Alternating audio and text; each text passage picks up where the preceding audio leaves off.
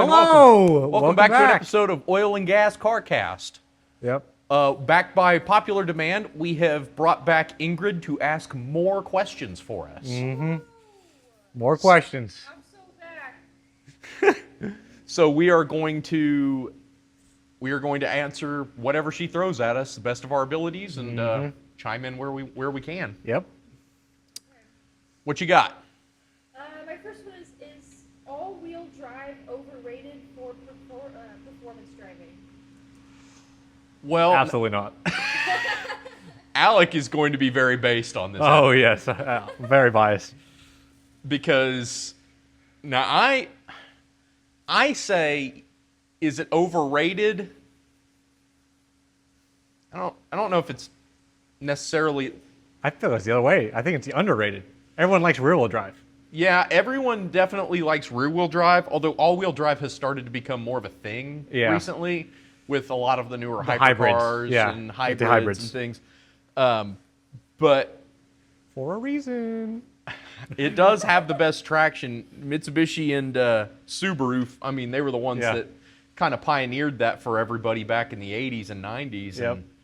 But if you want to talk about underrated for performance, I think front-wheel drive. Yeah. People sleep on front-wheel drive. They think that, oh, it's front-wheel drive. It's just going to be like a boring old car, whatever. But, like, I'll be honest with you, some of the most fun I've had behind the wheel has been behind the wheel of a front-wheel drive car. Yeah.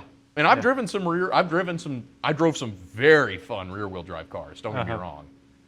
And S2000 was probably one of the most fun vehicles I've ever driven in my life. Yep.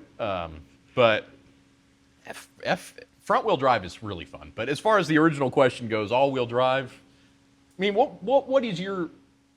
I don't think it's overrated. I like I said, I think it's overlooked. Overlooked? Yeah, just because, like, most people that get into a platform, they want a rear-wheel drive car because it's because of Initial D. Well, they think it's cool to like be able to drift around. So like they get a Z car, a Mustang. All American cars are rear-wheel drive, and then you get like the Z. Most Japanese cars are rear-wheel drive unless you get a specific car that is all-wheel drive. Right. Like the GTI. Well, it's Volkswagen, but like most people get the GTI over the R mainly because it's cheaper. But they don't get the R because it's all-wheel drive. They get the R because it's the top of the line. Like that's not the reason they get the Golf R. And then like. The Civic is front-wheel drive. It's not all-wheel drive. Like, there's actually very few cars that are all-wheel drive, I feel like. Yeah, unless you're talking about, again, a lot of modern hypercars or a lot of German cars seems to be all-wheel drive. It seems, especially a lot of modern, I would say anything after 2005. There seemed to be a resurgence of all-wheel drive as far as, like, cars go. Yeah, BMW has definitely leaned into that X-Drive, which is all-wheel drive for them. And Audi is the one that comes to mind for me. Quattro, they see Quattro and... They're really. Well, I mean, they won Pikes Peak with that name, and they're still trying to milk it all the way. Milk it all the way. So. Well, what else? The next one is it more fun to drive a slow car fast or a fast car slow? Oh, slow car fast any day of the week. I think most of the time it's slow car fast. Yeah. But there are times where like you're in like.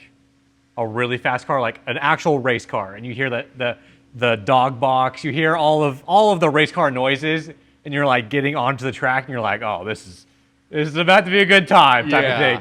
But I think what it's boiling down to is another way to phrase 1,000 horsepower car, 60 miles per hour, or like a Miata, 60 miles per hour. Yeah. But you're bringing up something that I don't think a lot of people need to. I think more people need to talk about because. There is something about having all of that power and just being like, I'm not going to use it yet. Yeah. But I've got it at the ready. Like, as soon as you tap... Like, your bike I was about is to say an that, excellent example my of bike, this. because you were driving it, and you're like, it just wants to go. He has, what is it, a 2013 13 Kawasaki... ZX-14. ZX-14. It is probably the most... It is less of a motorcycle and more of a ballistic missile that you can ride. Yeah. That thing is a rocket on two wheels. He finally got on it. I would say he used 90% of the bike yesterday. And I was shaking. Yeah. That is more bike than I ever need in my life because I would have to do a lot more riding to get up to the level that bike just demands. Yeah, I had the wheelie control on halfway for him. and then traction control was all the way on. So he didn't get all of it, but he got all of it safely. I did a 40 roll is what I did. I mean, I didn't in do third a gear. launch. He wasn't in first. 40 roll's supposed to be in first. Well, yeah, I rolled into it. I was cruising behind you. Yeah. And I downshifted a few gears and thought, let's see what this thing can do. Yeah. And you roll into that thing and oh my God. Yeah, it just keeps pulling. It won't stop. Yeah, it actually, I feel like it gets more power the higher you go, which is like the opposite of anything else you've ever experienced. Usually you hit it and it's like all of it, and then like you can slowly like start to get your head back down. Yeah. It's the opposite on that 614. Drag racing normally, when that drag truck running a 9-second quarter mile, it does pull the whole time, but by the end of the quarter, it's more relaxed. I can come back to it. I can kind of come back into it and kind of focus. On the bike, it's the opposite. No, you don't get a relief. Yeah, you hit it and you get a hit, and then you kind of get your bearings back, but by that time, then it's starting to pull away from you again, like trying to rip you off the bike. And then when you think, well, when I shift, I'm going to get it. No, you shift, and it just goes right into the power band, and it just wants to go faster. Yeah. That was the most ballistic vehicle I think I've ever driven in my life. Mm-hmm.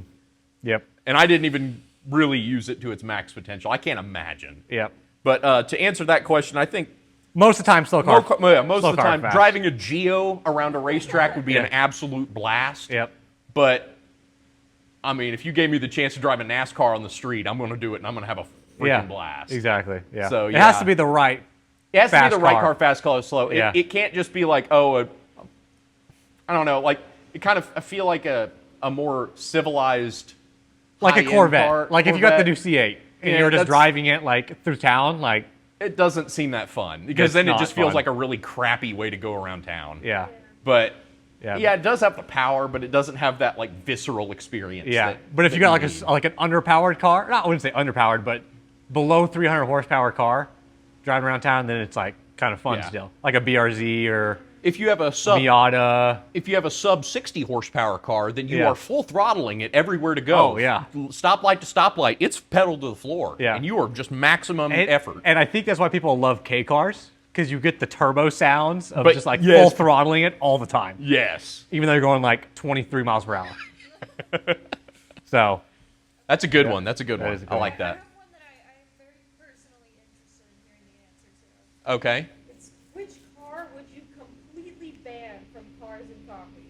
Which car would we completely ban from cars and coffee? Just no matter what year, and it's just the entire Corvette. ban. Yeah. The one of 1,000,000 Corvettes. I- Like, bro, we don't care. I'm a GM guy. Yeah. And I've said it before on this podcast before, I am not a fan of the Corvette, but I think there's a lot of... This is going to hurt some other people's feelings too. But Dodge Challengers. I'm leaning more towards the Challenger than I am the Vet. I think there is a lot of cooler Vets. Not every Vet is cool. Yeah. But I would say there are some cool Vets. No, I like some Corvettes. Yeah. The only relatively cool Dodge Challenger is the Demon. Yeah. Just because you don't see them. Yeah. I think I've seen like 4 or 5 of them. Yeah. So, honestly, I'm more impressed by... I mean, if you had... This would be rare. They did do when the Challenger first came back out in like 2009 or whenever that was, they did do a drag pack Challenger that you could buy. Yep. And I have seen a couple of those. They don't look like, they're not like a Demon or a Hellcat where they're instantly recognizable. Yeah. But if you know what you're looking for, they're really cool because they actually were like purpose-built street cars, race cars. Yeah, yeah. So those, that's kind of one of those that I'm like, okay, if I see one of those, I know they know ball. But yeah, 90% of the time it's a V6 or a V8 Challenger that they have put a wrap job on, and It's the Joker. it's the Joker. It's probably the Joker. Yeah. It's probably Harley Quinn on the side, or possibly Batman. Batman. Yeah. Could have Batman. Could have the bat symbol on the hood. Yeah. There's like a tiger on it. Yeah. I did see. I'm still thinking about my answer. I don't know what. There's a lot. That's My favorite Challenger paint job I ever saw was the Kraken. Oh, Really? I wasn't thinking of that one. The Kraken. I got to give them points for creativity. I wasn't thinking of the Kraken, but they were. So I'll give them props to that. But I really don't like the Boomer Corvette guy. Yeah. That shows up in his jean shorts and his white New Balances and his Corvette racing leather jacket that he got in 1995 when he bought his C4 brand new. Yeah. He showed up right as cars and coffee started. Yeah, he's been there. He's been there for like 30 minutes before just so he could get prime parking. Yep. He's got his little lawn chair set up, and all he's going to do is whenever you walk by, he's just going to mean mug you the whole time. Yeah. Because you don't have a Corvette, or Yeah. you're one of those guys that likes those imports, aren't you? Yeah. It's like, come on, dude, get off your high horse. You're driving a basically an import built in America. Mm-hmm. So I think my answer is going to piss a lot of people off. I've thought about it. you were thinking, so let's see this. The 350Z. What? Let me think of an answer for that. There is very few of the 350Zs I see that I'm like, wow, this is a really clean, nice car. I would say 95% of all the 350Zs I see are either stock with wheels on them, and they think it's like custom made or something, or they're just like completely drift builds, which is cool in its own right, but like it's not a show car then. Like, I think maybe it's the owners. I don't know. I just don't like the Zs. I see where you're coming from here because I like Nissan Zs. Yeah. And there is a stigma Yeah. about the 350 and the 370Z, the newer Yeah. Gen Zs, the Z33 and 34s, that none of the other Zs seem to have. Yeah. But it's a stigma surrounding, I think more than anything, sad boy culture. Yeah. Like the listening to Suicide Boys choking on your vape and considering it a drift build because you slid into a concrete barrier and fucked up your rear bumper. Yeah. I would say half the Zs I see, they're on some no-name wheels. I mean, they have a name, but like they're not good wheels. Mm-hmm. They have a straight pipe exhaust, and they're missing paint on a fender. That's Like so true.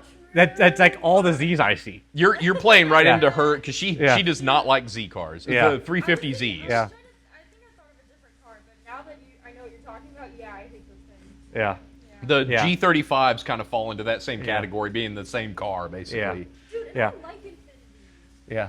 But the problem I have is it puts a bad name. It puts those cars in a bad light. Yeah. Because those cars are good They drivers' are. cars. Yeah. There's And a reason. I will reinstate, there are, like, the drift cars I've seen of these 250Zs, they're actually really good drift cars. Yeah. And then, like, the ones that are really good show cars, they're really good show cars. Yeah, and I've seen It's race just there's a cars lot that are of not good ones that kind of ruin it for everybody. It really does, like, collectively bring down the entire group. Yep. Just because of how bad they are. Yep. But no, I hear you. And what makes me mad is that the VQ can be a very good sounding engine if you don't just straight pipe it. Yep. If you run it through, if you have the proper exhaust system on one of those, you have the right resonators, Yep. they sound immaculate. Yep. It's just that raspy fart that they turn into whenever you straight pipe. There's not a lot of engines in the world you can straight pipe and they sound good. Yeah, yeah. There's a few, There's a few. but Yeah. by and large, most of them, especially not modern engines, most modern engines usually can't do that with. And I can say this because I owned a straight pipe 350Z, so I can hound on it. Really? You had one? Yep. Oh my god. Yep. I had the red one after the gold 300ZX. Wait, so why did you what made you a hater of them? Oh, I hated it before I got it. Why'd you get it? Because it was cheap and it was there. It was cheap, and I've never owned one. I was like, oh, I kind of want to. And it was a really good car. I loved it. I like driving it a lot, actually.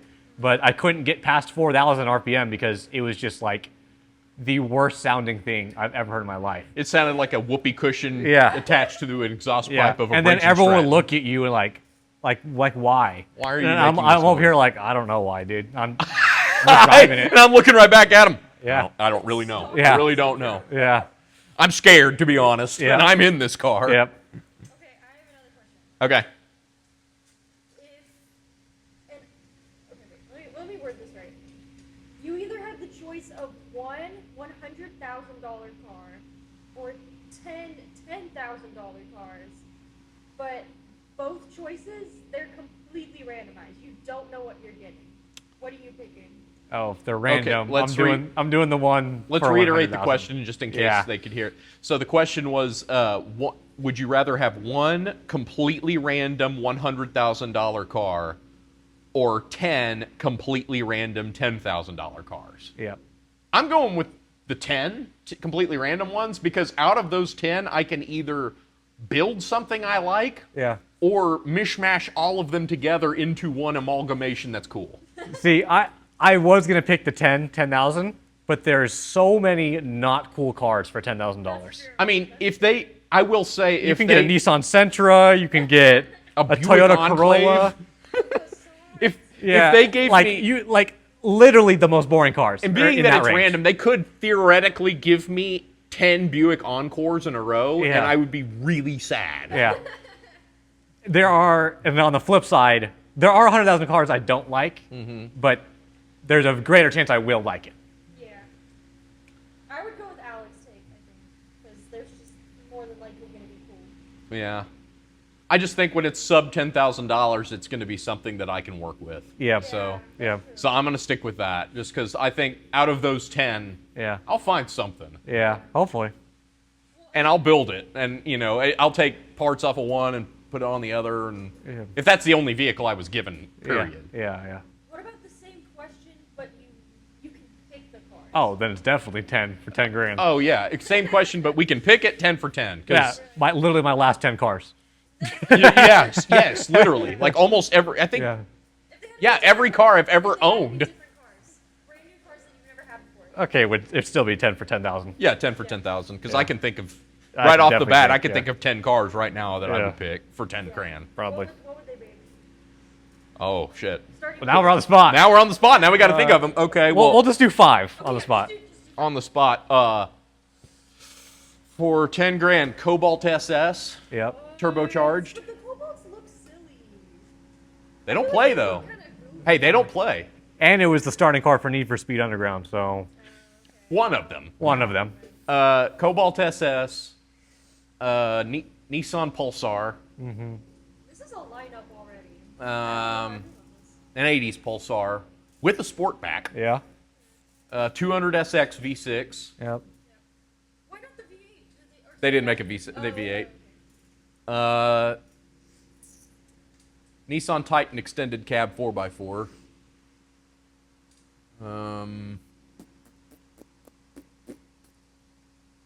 And probably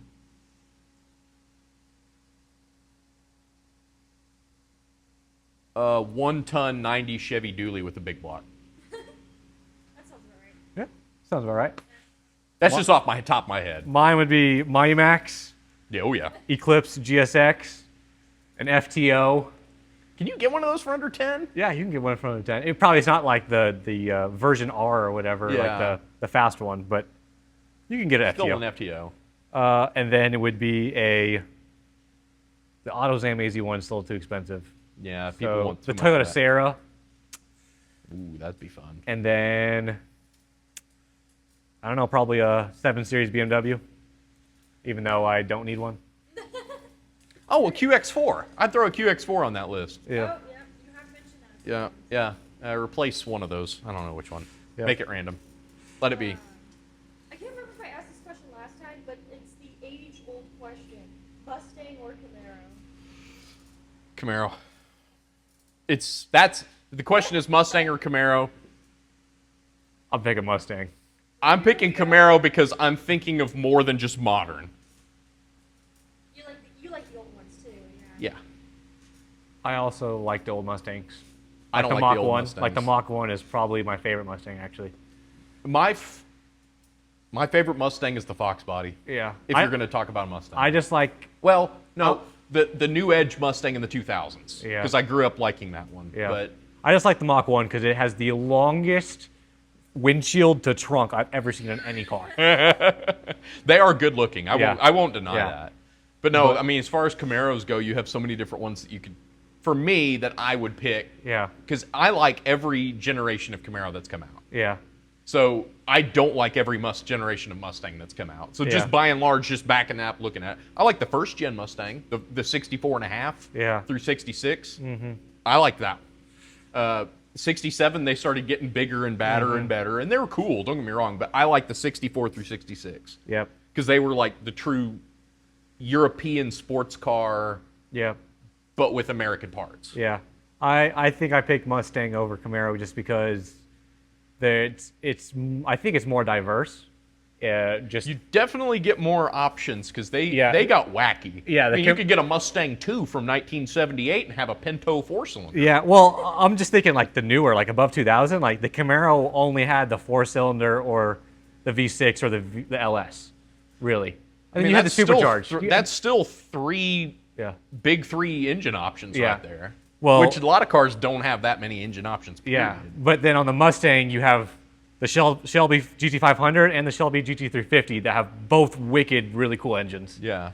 I mean, one just sounds awesome. Is it not the same engine, just with different tunes? No. The GT350 revs to like 9K or something crazy like that. I get confused with the Coyotes. I mean, people do with the LS. It's not even really a Coyote anymore, really. It's like a completely different V8. The GT500 is kind of based on the Coyote. But then you have also the turbo 4-cylinder on the newer Mustangs that are actually like, I've seen people build those turbos. Those things are actually faster than the Coyotes if you know what you're doing. And then you just have the other like sub-brands of the Mustang, like, Hennessy. Hennessy also has the Camaro too, but there's a lot. I think there's a lot more different Mustangs than there are Camaros. Because there's Lingenfelter Camaros, there's Cannonball or Fireball, Camaros, whatever. Fireball Camaros. Yeah. I mean, you got different Camaros from different manufacturers too. But I also think the 10R80 auto transmission is the only auto transmission I like. Well, good news for you because both of those cars have the same transmission. Oh, really? They had the 10R80? They both have. GM's is the 10L80. Yeah. Ford's is the 10R80. You know what the difference is? GM's uses wave plates. Yeah. They're built in the same factory. Yeah. Ford uses spring plates. GM uses wave plates. Oh, nice. They have the same valve body. Yeah. They have the same the TCM. Yeah. They have the same everything. They change out the bell housing, but you can literally take a GM transmission and swap over the Ford bell housing. That's crazy. And the tail housing, everything. It is literally, they're the exact same transmission. Yeah. They just use Ford. GM likes the wave plate design better, and Ford likes the spring plate design better. Yeah. Honestly, the Ford transmission is a little stronger because spring plates are better than wave plates, but wave plates are smoother. Yeah. So. Yeah. But same transmission. If the question was Mustang or Corvette, I know we just shitted on Corvettes, but I'll take the Corvette over the Mustang. And see the opposite. Well. I don't know. I feel like you would still pick Corvette over a Mustang, right? That's a tough one because I hate both of them. I just think the Corvette is more. Hate's a strong word. I dislike both of them. I think the Corvette's just a better Camaro, honestly. Like, I think a Camaro is a better Corvette. yeah. I think Camaro is what a Corvette should be if it wasn't attached to all the stigma that all of the owners have put on I agree. it. I think the Camaro is just more of a muscle car, where the Camaro is more of a sports car. The Corvette's more of a sports car, Yeah. I could see that if... Okay, The new ones, Yeah. Next question. Dream bike or dream car? Which would you pick?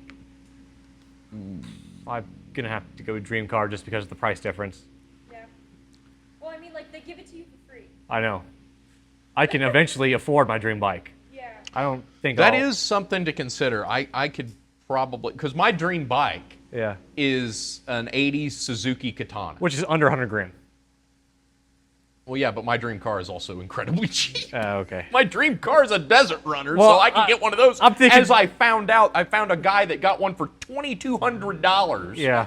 I'm thinking dream car like 787B, like freaking $12 million car, you know. I kind of forgot about the race car selection. Yeah. There is a race car I think I would take even more than a Desert Runner. There's a few actually I could take. But like right off the bat, the Nissan 240SX IMSA car. Yeah. Which had the VG30 tuned to the absolute maximum with no turbo. Just in a screamer. Nice. It was a really cool build. And I didn't get to see it in person, obviously. I haven't been there, but I have seen videos of, there's a guy that has one that he's restored it, and he's driving it at Laguna Seca, and it's so cool. But I'd probably take one of those. Just because of price, I think I'd do the dream car. Yeah. It's so much of a difference. That's probably fair because you could get a bike for a lot cheaper than a car. my dream bike is like $60K. What your dream bike's the H2R? H2, yeah. Well, H2R, yeah, I guess at that point. Yeah, because I mean, if you're going to go all in, go all in. Yeah, H2R. H2R and So about $70K then. yeah, I think compared to 12 million. So I mean, yeah. Okay, do you believe cars can be haunted? Haunted? Yes. Do you believe cars can be haunted? I want to say no on that one. As a mechanic, I'm going to say yes. We have cars that are definitely possessed with some sort of malicious intent. I'm not sure where that comes from. I think but cars there's have minds of their own. Oh but yeah. I don't think they're haunted. Like someone dies in a car in a horrible way. Yeah. Could it be haunted? That's starting to realm into the supernatural, and I don't know. I am superstitious as all get out, especially about stuff like that. So I'm not going to go in there and find out. Yeah. I kind of have a superstition of if I find out that a part of a car, if I buy a used part, and I find out that it was on a car that crashed and someone died, Yeah. I kind of don't want it. Like there is, Bad juju.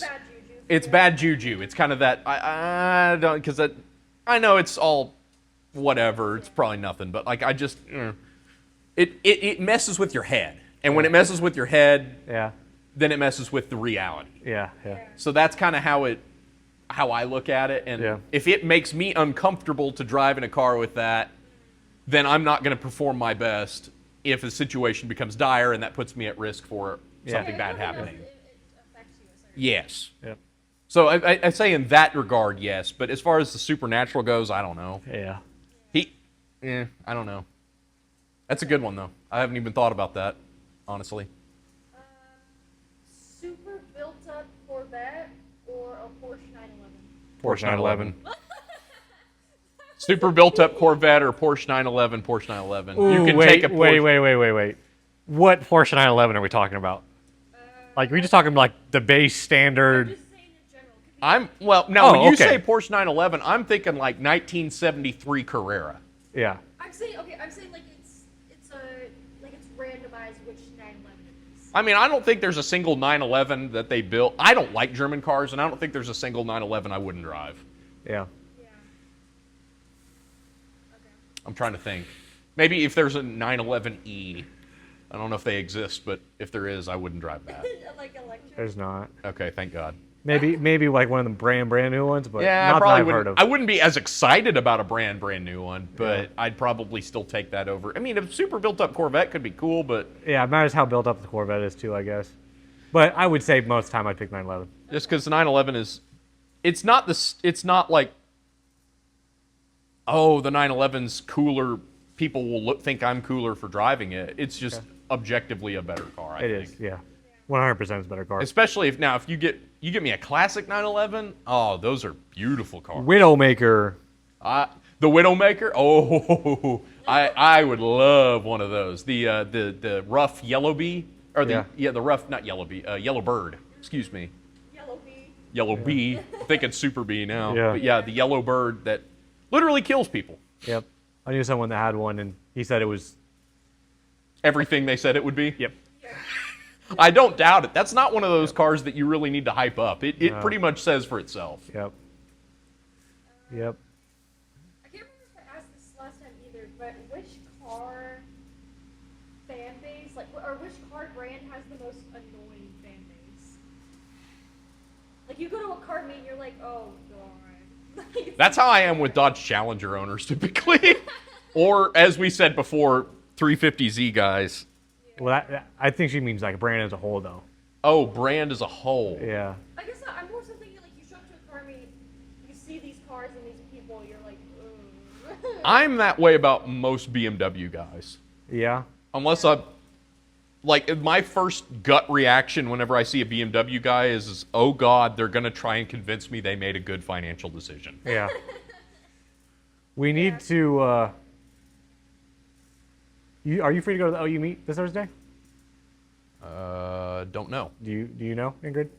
I think we're gonna. Oh wait, no, we have something going on Oh, this okay. Thursday. Well, one of these times, if you ever go to a meet, I need you to ride in someone's BMW. It's that older guy. It's the older gentleman's. Not older, but he's like probably about 40. He has some crazy BMWs, and it's not. And he's a really chilled, like down to earth dude. No. And I'm not saying all BMW owners. Yeah. See, because the question was, when you see, if you just see, like, if we just took a handful of each of these car owners and put them in a circle. Yeah. And then you are introduced to that circle. Which one are you probably going to go, oh? Audi. That's actually fair too. Audi or BMW for me, but like I said, it's not all Audi drivers, it's not all BMW drivers. Because I treat everybody, I typically try not to go,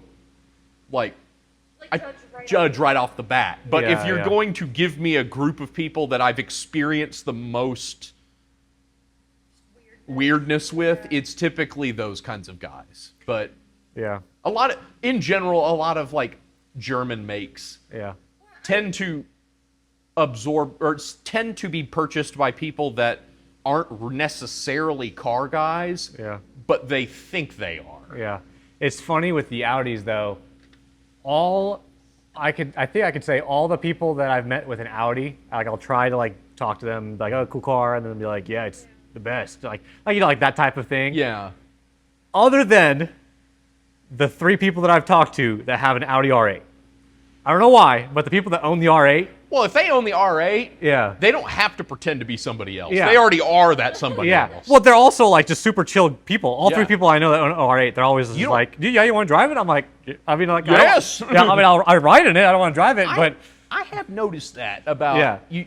And the people that own an R8, like they're Ingrid and I have talked about this too, because you have like this gap. Yeah. Of like, you have the cheaper cars. I say cheapers, but they're still like, expensive cars. Under 10 grand. Yeah. Yeah, you're under 10 grand cars. Then you have like this, like the pseudo luxury car guys. Yeah. The anywhere between like, oh, it's your Audis, your BMWs, your Lexus, your Mercedes. your Infinities, your Mercedes, those guys that can be kind of douchey because they're trying to act bigger than they are. Yeah. But then once you get above a certain point, the real wealth, those guys are just chill people. Yeah. They're just like, I got a lot of money. Yeah. I bought a cool car, but like, I think over 400,000 though, then it goes back to douche. Oh yeah. That's I don't think I've ever met anybody into that tax bracket though. Yeah, go to the OKC Cars and Coffee then. I don't know if I want to meet anybody. Well, I'm not saying that, but there are those type of cars there. Yeah, I don't. I'm typically not an exotic guy. Yeah, it me doesn't either. really do, unless it's like from the 80s or the 90s or the 70s. Yeah. It doesn't really do a whole lot for me. No, I was just saying that because the guy, there's 2 F40s here. Both of them are douches. And that sucks because that'd be a cool car to look at. Mm-hmm. That'd be one of those cars. That's one of those 80s cars that I'd really want to just like. Yeah. I don't even want to talk to the owner. Yeah. I just want to look at that car. Yeah. I want to examine it like a museum piece. Yep. Because that is a work of art. It is. And then there's a guy, he doesn't, no one really knows his name. He doesn't know where he lives or anything like that. But we know he's from Oklahoma because he goes to a couple of these bigger OKC meets. And he has some really, really expensive cars. The last time I saw him, he's been out a couple more times lately, but he has a McLaren Speedtail. I've seen someone sent me a picture of that Speedtail and said, saw this in OKC, and I was like, I don't know who's got that in Oklahoma City, but somebody does. That's like the price point of car where you don't drive it anymore. Yeah, that's a collector. Excuse me, that's a collector's piece. Yeah. I think they were like close to 2 or 3 million new, and I think they've already doubled. Yeah, I think they're because they only made what like 1,000 or something. Less than that. Yeah, I think? I'm not a supercar guy. Yeah, so I don't know. They made a very wrong, limited run of those things. Yes. That's all I know, Yeah. and they are. Yeah, I thought they were like close to 4 mil. I don't know, man. Yeah. It's been. They're really expensive. That's all I know. They're crazy. They're really pretty. They are. They're super. I mean, they're very pretty looking cars. Again, it'd be one of those things like you can't really drive it because then it's just an insurance lawsuit. Exactly. Like he actually had a police escort to the Oklahoma City Cars and Coffee and I think on the way home That's too. starting to borderline like almost douchebaggery because then Yeah. it's just like I know I'm so important I have to have a police escort, but you almost have to have that Yeah, for a that's car all- that expensive. Yeah, I was about to say that's also like Oklahoma roads. Like you hit one, like divot, and you just broke a $100,000 carbon fiber splitter. Like, But if you can afford a $6 million car, Yeah. then you can afford a $100,000 splitter. That's pocket change for you, baby. Yeah. No, that's the truth, though. That is the truth. Well, you got one more question for us? Yeah. I don't remember what it's called, but Joe, it's that race from like one end of America to the other. Cannonball Run. Okay. She's talking about the Cannonball Run. If you had 50 grand only, and you had to race in that, what are you building? Ooh, that's actually a really good, thought-provoking question. Yeah. Well, the problem is 50 grand It's to gotten build a so Cannonball popular Run car. now in the last 10 years that it's just you can't be competitive. Yeah, that's the. Let's do this. You want If it to not be for- a somewhat fast. If not for competition, let's do this just for the thrill of it. Yeah. Because unfortunately, he's right. For 50 grand, you can't touch. I mean, 50 grand is just going to cover like the radar stuff you need now. The electrical equipment they have in those And the cars rental- is easily up to $100,000. And to rent the helicopter, to rent the helicopter the whole time, like yeah, they have that's- helicopters. They have helicopters flying Yeah. to watch ahead. Watch the roads ahead. Yeah. Okay, my bad. Okay. Yeah. Now, if we're talking back in like the 70s when this started, or the Well, the 60s 2000s and even. 70s, The 2000s even. yeah, before it became like a rich man's playground, before Yeah. it became when it was still just a bunch of thrill seekers trying to do it. Uh-huh. That's a good question though. If we weren't competing with If it was like in the 2000s. if we weren't competing with quadrillionaires doing this, then that's a good one. Let me think about that for a second, because that would be I definitely want something with a V8. Yeah. Anything bigger than that, you start running into mechanical issues at that long of a run. I think it also has to be American Doesn't have to be, but for that price point, though. not necessarily. I'm not a. The first thing that kind of came to my mind, I'm not even going to lie to you. You could soup up an LS400 pretty good. Yeah. Lexus LS400 pretty good. Because you need, for That's a those good cars, point. you need, That's a for good point. Cannonball, you need space Yeah. and speed. Yeah. A sports car is actually not ideal because you need a lot of gear for your radar and your spotter. Usually you have a shift. You have a couple of drivers in the car with you because you run in shifts.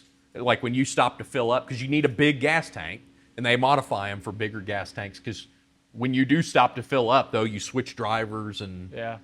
I think with that point, actually, I'm going to pick the LS460. Has the big V8. It's the best, supposed to be the best and most reliable one out of all of them. It's so comfortable. Like you wouldn't, I don't want to be worried about like anything else other than the road. right. You want something that's sure-footed. Yeah. That's going to stay on the road at Yeah. high speeds. Yeah. But you don't want to be beating the crap out of Exactly. because Yeah. it's kind of like Le Mans. Yeah. Those cars are race cars and they're purpose built for that, but they have to engineer a degree of comfort into them because if you're going to be driving for that long of a shift of drive, a 12-hour shift, I mean, you Yeah. have to be able to stay focused. And I think it's new enough also to where it's kind of reliable still, yeah. especially in an LS series. How many people is it just 2 people usually in a car? 3, I think, typically. 3 or 4. 2 to 3 to 4. I It depends on the crew. Yeah, I think the record has 2 people right now though. Yeah, I know of several crews that I've seen that run 3. I was gonna ask. 2 dedicated drivers and 1 dedicated like surveillance. Well, I think the reason it's 2 because the record is by sports car right now. Yeah. A 2-seater. But- I was gonna ask, would y'all 2 do it if you were given the opportunity? Yes. Like y'all as a pair. I would. Well, we'd have to both be on board because it's not something Yeah. you do lightly. Because if you do get caught, Yeah, that's the thing. If you you're get caught, never driving a car again. Nope. Yeah. Because you got to think about it. If we're gonna do it, I'd want it to make it to where we have a chance of beating the record. Like, there's no point for me to do it unless it's like somewhat close. Yeah. Because there's too much at stake. Yeah, Yeah, there there's too there's a much at lot stake. at stake. It's And- it's not just for the fun of it anymore. And to beat the record, it's a lot of money. First of all, and second of all, like you said, if you get caught, you're doing 130 average. Average. It means most of the time you're going faster than that. Yeah. So, yeah. Yeah. I don't know. Maybe a highly modified first gen LS400 for me. Yep. Which is, I'm not a Lexus guy, but I do like the LS400, so I'll give it that. I think it would be a pretty good cannonball car. Yeah. So we both picked LS series. Yeah. I mean, to be fair, it's a really big, smooth, powerful car. Yep. And it that you under can the get for radar. cheap. Yep. It's not like a Merc or a... Yeah. I mean, even a Chevy SS, which was my other kind of choice in my mind. Yeah. A Chevy SS, you Not as can't touch comfortable. one of those for under 50. And it's not as comfortable. It's not, no. Yeah. And you can get like a really decent LS400 for like $5,000. Yeah. First gen or second gen for LS400 for $5,000, and you could spend the other 40 doing all your necessary modifications to it. Yep. Where mine's, I think I'd rather spend a little more on the car. Mine'd probably be 15,000. But then it would have all of kind of the luxury features to help out during the drive too, because it would have that cruise control that I could set at like 130 just for a little bit, just to take a break. Just some stuff that would help. Yeah, because you do got to eat when you're doing it. I mean, no human being, you can't focus if you're hungry, so you got to eat, you got to drink, you got to pee, you got to poop, you got to do all that stuff. I mean, it's insane. The level that those... A little more comfortable. Yeah, the comfort would definitely come in. A little more power, probably a little better gas mileage. By hour 18, you're really going to... Yeah, you're going to feel a difference between... doing that in a Lamborghini Diablo and doing that in a Lexus. Yep. So yeah, I definitely think that would be my choice. That's a good question. I like that one. Yep. That's a good... I don't often think about the Cannonball Run anymore. Yep. That's ever since the Burt Reynolds movie, that's the last time I really kind of thought about it. But. That's it. All right. Well, that was it for part 2 of questions. Yeah. And, I had fun. Yeah. So maybe we'll do another one sometime soon. Yeah, But, we'll do some more questions soon. All right. Well, thanks for watching and tune in next time. Yep. See you next time.